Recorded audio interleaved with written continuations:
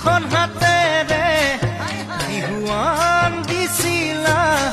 সেই দুখন হাতেৰে মোক বিদায় দিলা নাজানো ক'ত কি লাগিলে ভুল যাৰ বাবে হ'ল ইমান গণ্ডগোল